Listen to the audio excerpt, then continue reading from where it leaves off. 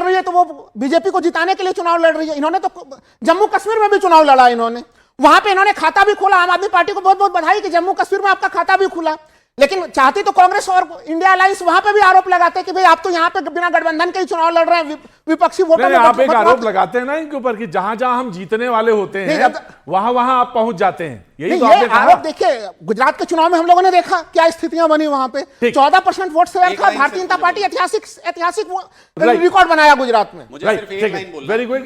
BJP जिन्होंने सवाल रखा है आपके ऊपर, बीजेपी उसके बाद शिवम जी से मुझे एक लाइन बोलना है सिर्फ। हाँ, बिल्कुल बोलिए। हमने राहुल गांधी जी को कभी एंटी नेशनल नहीं कहा। जिस दिन हम कहेंगे उस दिन पूछो परेशान होंगे कि नहीं होंगे, इसलिए हम कह रहे हैं। दूसरी बात, इनसे सिर्फ बीजेपी से मुझे लगता है अगर हम दिल्ली चुनाव पे चर्चा कर रहे हैं तो बात इस बात पे होनी चाहिए कि इनके पास कोई चेहरा है क्या दिल्ली में, इनके पास कोई योजना है क्या दिल्ली के लिए, या सिर्फ दिल्ली के लोगों की योजनाओं को छीनने के लिए भारतीय जनता पार्टी ये चुनाव लड़ रही है। पहले पूर्ण राज्य की बात करती थी बीजेपी, इनके मैनिफेस्टो से क्यों गायब है पूर्ण राज्य? इनसे ये बात पूछनी चाहिए कि अगर ये आएंगे तो ये सारी योजनाएं बंद करने का इनका प्लान है कि नहीं है। ये सारी बातें, ये जब ये सवाल का जवाब दे तो हर चीज से मैं एक सवाल पूछूंगा। और एक आखिरी सवाल कि दिल्ली की ओबीसी लिस्ट में जो जातियां हैं उनको दिल्ली के कॉलेजेस में रिजर्वेशन मिलता है, ये उनको केंद्र के जो कॉलेजेस है यूनिवर्सिटी के अंडर जो आते हैं उसमें रिजर्वेशन क्यों नहीं देते? ये दिल्ली की ओबीसी जातियों के साथ ये भेदभाव क्यों करते हैं? ये पूछिए इनसे। देखिए, मैंने बड़ी शालीनता से इनको सुना, बहुत अच्छा। और इसीलिए सुना ताकि मुझे भी ये शालीनता से सुने।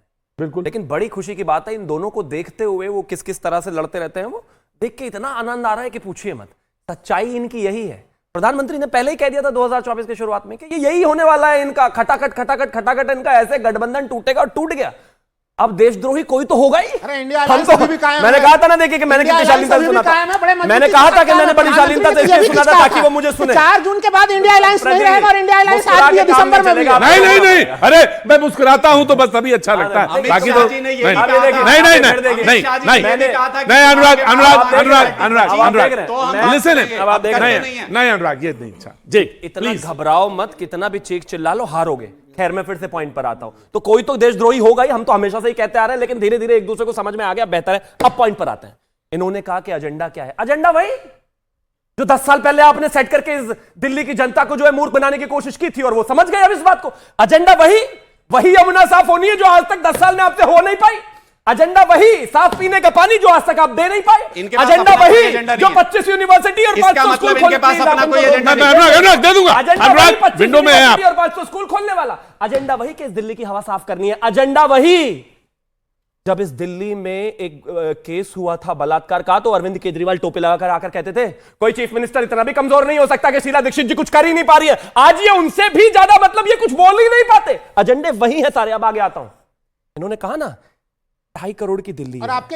प्लीज आप रोकिए ना, मैं आ रहा हूं। 2.5 करोड़ की दिल्ली है। बाकायदा आपके चैनल पर आकर इनको ना कुंभ का इनविटेशन देकर जाऊंगा और इनको दिखाऊंगा और बताऊंगा लोगों को कैसे नहलाया जाता है और कुंभ कैसे मनाया जाता है और कैसे गंगा साफ हो सकती है अगर आप चाहें तो।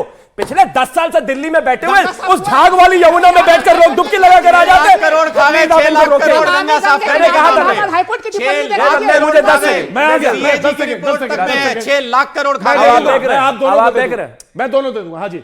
इनका पेशेंस लेवल 30 सेकंड से ज्यादा का रह ही नहीं गया। अब ये लास्ट नहीं कर पाते 30 सेकंड से ज्यादा। रुको भाई, थोड़ा तो पेशेंस रखो प्लीज, आप इनको रोको। मैं आ रहा हूं।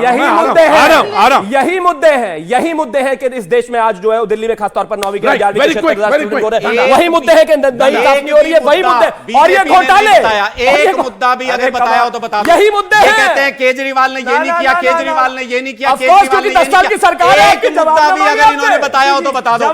दूसरी बात, दिल्ली पुलिस आती है गृह मंत्री अमित शाह के अंडर। अब दिल्ली पूरी दिल्ली में गैंग पनप रहे हैं, उनके ऊपर सरपरस्ती है अमित शाह जी की। पूरी दिल्ली में गैंग पनप रहे हैं, फिरौती के लिए फोन आते हैं और ये उनको फैसिलिटेट करते हैं। गैंगस्टर को नहीं पकड़ते। डांडा मैं रोकता हूं सौरभ जी, तो रोकता बहुत आराम से। अच्छा नहीं लगता, बहुत ज्यादा हल्ला मचने लगता है। तो यही नहीं बोल रहे थे। मैं बहुत आराम, मैं तो अपनी बात आराम से कह रहा था, ये बोल रहे थे। हर 30 सेकंड से ज्यादा तो लास्टिंग रही नहीं है इनकी। सबसे पहली बात तो आप कह रहे हैं कि कांग्रेस पार्टी ने सुपारी ले ली है, हमारी जो है वो फंडिंग कर रही है, बीजेपी से फंडिंग ले रही है हमको हराने के लिए। तो हरियाणा में कोई भी विश्वास नहीं कर बीजेपी